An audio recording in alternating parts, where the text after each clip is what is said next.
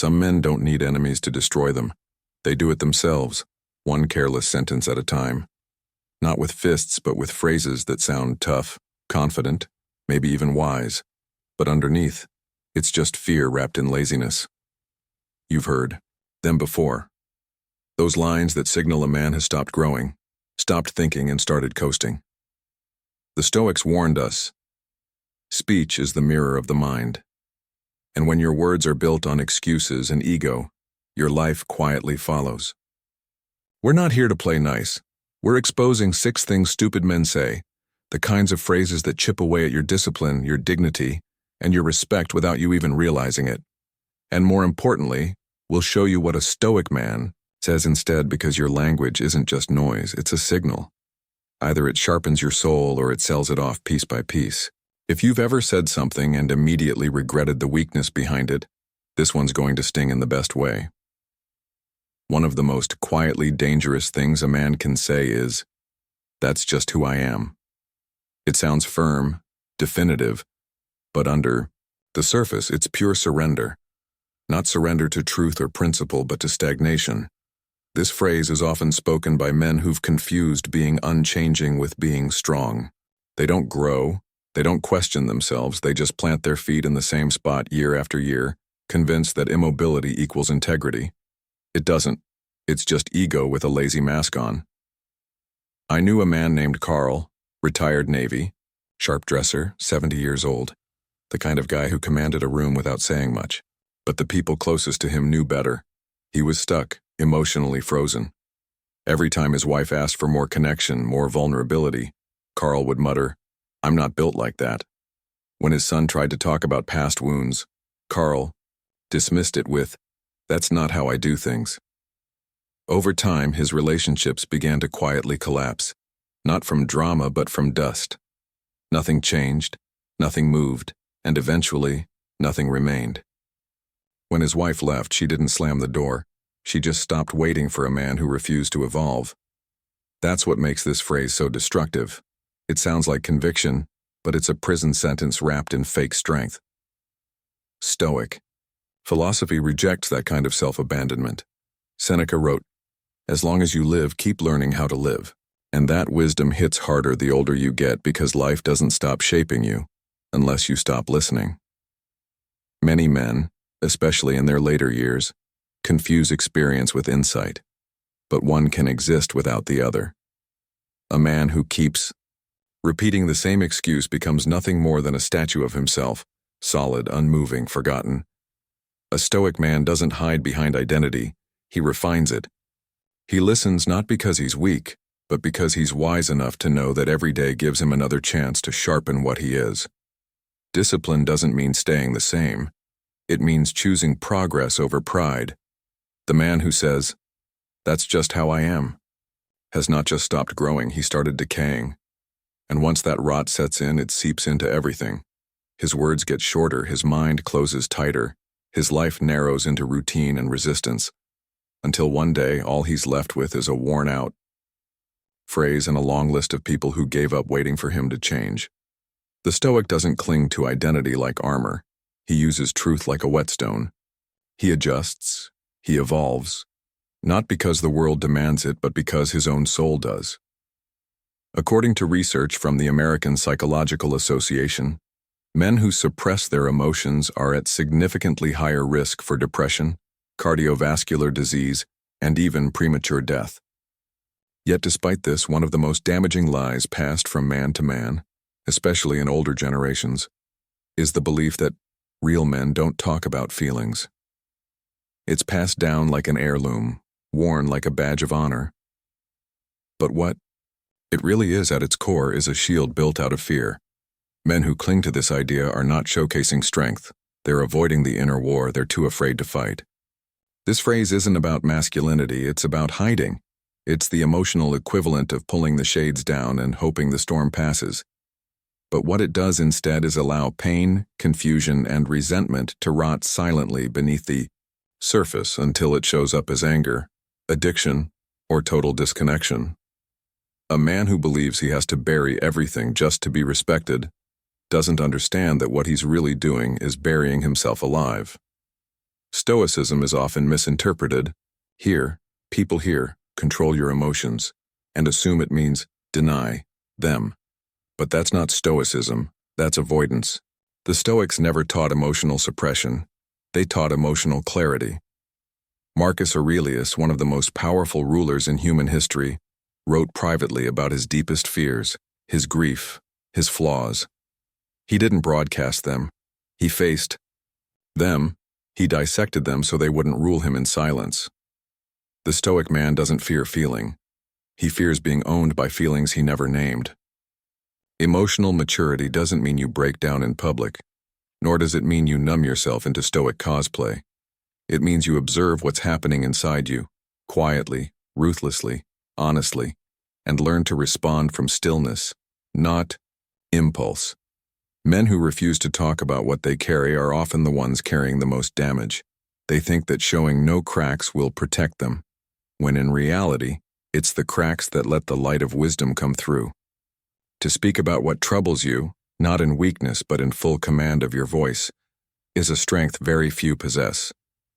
The truth is, the man who never speaks about his inner life is often the one most controlled by it. And if you can't admit the truth to yourself, someone else will end up living in the shadow of your silence. Stoicism doesn't ask for your silence, it asks for your honesty. You don't need to cry in front of strangers, but you do need to stop pretending you don't feel. Few phrases reveal a man's inner weakness faster than, "It's not my fault." On the surface, it sounds like a defense, but underneath, it's an admission of defeat. This is the language of a man who surrendered all agency over his life, who believes the world just happens. To him, that he is always the victim, never the cause, never the solution. And that mindset doesn't just erode his dignity, it sterilizes his entire existence. The Stoics saw this kind of thinking as the beginning of moral decay. Epictetus wrote, "It is not events that disturb us, but our opinions about them." What does that mean? That your circumstances are rarely the true enemy. It's your interpretation of them that grants them power. And no interpretation is more destructive than the belief that responsibility always belongs to someone else.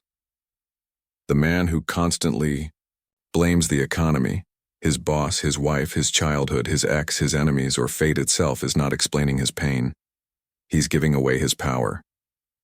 And worse, he becomes deaf to the one voice that could change everything. His own. Marcus Aurelius warned, "You have power over your mind, not outside events. Realize this, and you will find strength." The man who refuses to accept that is not Stoic. He is shackled by excuses. Blame is easy. It's a reflex for those unwilling to reflect. But responsibility? That requires structure. It demands you. Stop waiting for apologies, stop hoping the conditions change, and start asking one brutal question: what can I control? And the answer is always the same: your reaction, your direction, your discipline. Older men, especially those who've seen years of hardship, often carry deep scars, financial, emotional, spiritual. And yes, many of those wounds weren't self-inflicted. But carrying that pain into the future like it's a free pass to stagnate is not wisdom. It's cowardice with a long memory. The Stoic doesn't deny injustice, but he refuses to live in reaction to it. Seneca put it simply: "A gem cannot be polished without friction, nor a man perfected without trials." Life will rub you raw, but blaming the friction doesn't make you stronger. Enduring it with grace and adapting does. So the next time something falls apart and that phrase rises in your throat, catch it, hold it, replace it. Don't say, "It's not my fault." Say, "It's now my responsibility." Because that shift, that subtle moment of ownership, is the difference between a man who remains bitter and one who becomes better. Few words reek of quiet arrogance more than, "I deserve better." It sounds like self-respect, but in reality it's often a mask for resentment and laziness. Men who say it loudly are rarely the ones doing the quiet daily work of actually becoming better. They wait, they demand, they expect life or others to simply hand over something higher, cleaner, richer. But Stoicism dismantles this mindset from the ground up. It teaches that life owes you nothing, and dignity doesn't come from what you think you're entitled to. It comes from what you cultivate regardless of the outcome. Marcus Aurelius reminded himself, "Do not waste time wondering what a good man should be. Be one." That line cuts straight through entitlement. It doesn't ask what you've been denied. It asks what you're doing right now to align with virtue. The man who constantly says, "I deserve better," is usually doing less than he thinks and expecting more than he's earned. He's trading humility for hunger and craftsmanship, for complaint. The Stoic doesn't walk through life with a list of what he's owed. He walks with discipline, with silence, with the willingness to do what's hard without asking the world to clap for him. Epictetus said, "First say to yourself what you would be, and then do what you have to do." This is the opposite of entitlement. It's embodiment. Entitled men often confuse dissatisfaction with growth, but they're not the same. Dissatisfaction without discipline just leads to bitterness. True growth requires discomfort, responsibility, and restraint. Not once does the Stoic say, "I want what's mine." He says, "I will be what I admire, regardless of what I receive." Men in later stages of life often feel this phrase creeping in. When relationships falter, when careers plateau, when recognition fades, the temptation is to blame others for not seeing your worth. But here's the reality. If you spend more time announcing your value than developing it, you've already lost the thread. Seneca wrote, "It is not that we have a short time to live, but that we waste a lot of it.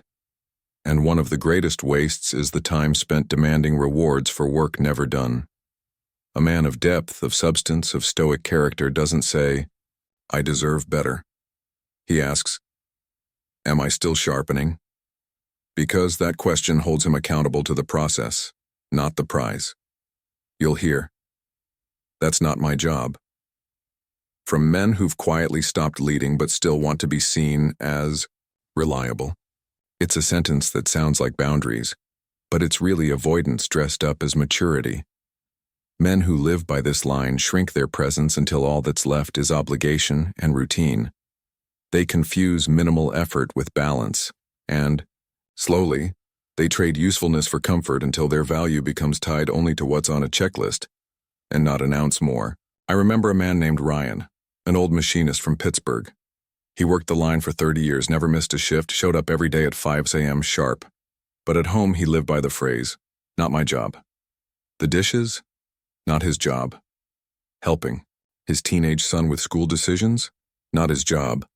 Talking through anything emotional with his wife? Definitely not his job. He provided, he worked, he paid bills. He did the bare minimum in all the places that required more and called it being dependable. When his wife finally left after 28 years, he sat in the same kitchen chair he'd always occupied and said, "I did everything I was supposed to do." But that's just it. He never asked what needed to be done, only what was assigned to him. And that's not leadership. That's silent retreat. The Stoics never lived by duty alone. They lived by purpose. Marcus Aurelius once wrote, "What is your vocation? To be a good man." Not a man who hides behind job descriptions, but one who sees a gap and fills it. Stoic strength means showing up, even when it's uncomfortable, even when it's unseen, even when no one's keeping score. Because the man who only does what's on his job is quietly hoping someone else will carry the weight of what he avoids. When a man repeatedly says, "It's not my job," what he's really saying is, "I don't want to be inconvenienced by responsibility." He's not protecting himself, he's forfeiting his influence. The Stoic man understands that power isn't found in what you avoid. It's found in what you embrace without being asked. And once you start outsourcing your effort, your value follows close behind. You're no longer someone others can lean on. You're someone they learn to work around. According to behavioral science research, one of the first signs of learned helplessness in adults is verbal resignation. The moment people stop believing, their actions can influence their reality. and no phrase signals that resignation more than the casual shrug of, "It is what it is." At first it sounds stoic, detached, wise, but beneath the surface it's anything but. For many men, especially those worn down by years of disappointment, this phrase becomes a quiet death sentence. It's not acceptance, it's emotional surrender. The Stoics did teach us to accept what we cannot control, but they never asked us to forfeit agency over what we can. Marcus Aurelius wrote, "You have power over your mind, not outside events. Realize this and you will find strength." That's a call to action, not a license to shut down.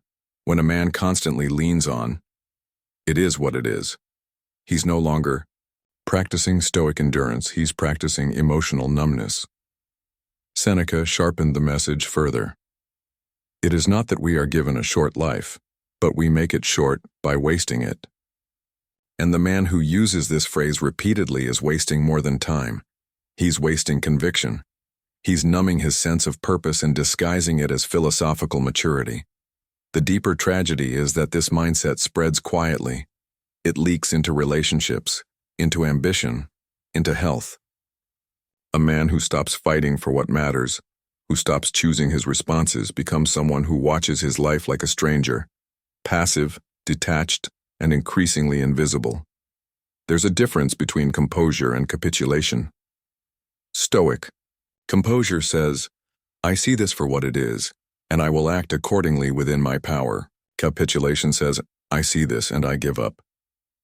One sharpens you, the other sedates you. A Stoic doesn't mutter, "It is what it is." When life gets hard, he examines, he accepts, and then he responds, not with whining or rage, but with precision. Life will hurt. People will fail you. The world will not bend to your desires. But that's not permission to rot in passivity.